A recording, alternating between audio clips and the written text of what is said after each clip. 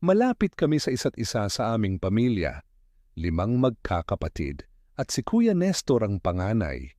Siya ang aming haligi, ang gumagabay sa amin mula nang maaga kaming nawalan ng mga magulang.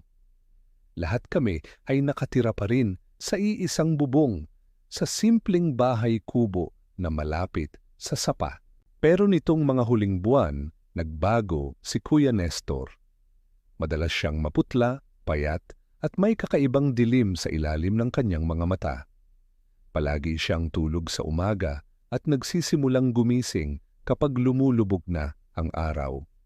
Ang mga mata niya, na dati puno ng pagmamahal at pag-aalala, ay nagkaroon ng bahid ng uhaw.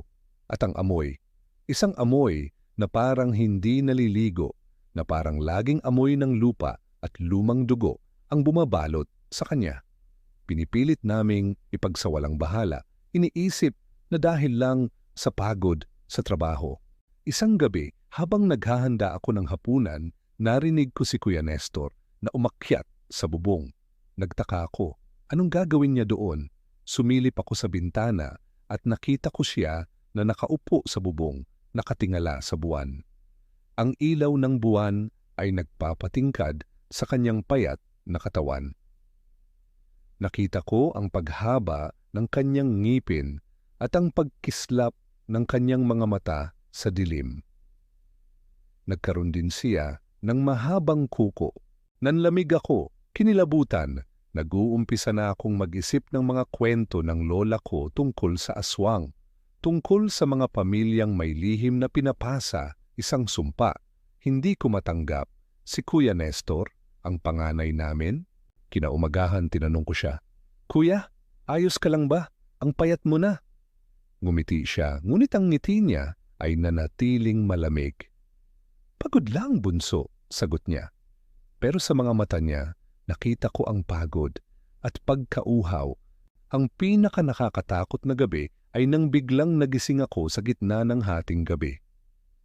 Naririnig ko ang mahinang iyak ni Bunso, ang pinakabata sa amin. Nagmamadali akong tumakbo sa kanyang kwarto.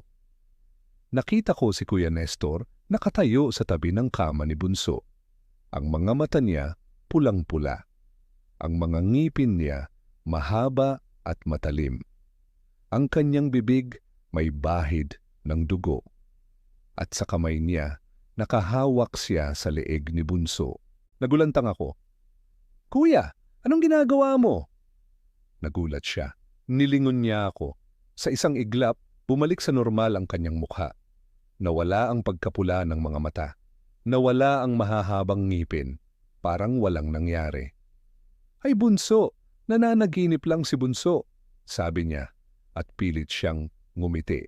Pero huli na. Nakita ko ang lihim na matagal na niyang tinatago, ang kwento ng lola ko, ang sumpa. Mula noon, hindi na ako nakaramdam ng pagmamahal kay Kuya Nestor. Puno na ako ng takot. Sa gabi, kapag naririnig ko ang kanyang paggising, halos hindi ako humihinga. Alam kong sa ilalim ng pagiging Kuya Nestor, may nagtatagong nilalang na uhaw sa dugo. At baka sa susunod na gabi, hindi lang dugo ng hayop ang hahanapin niya.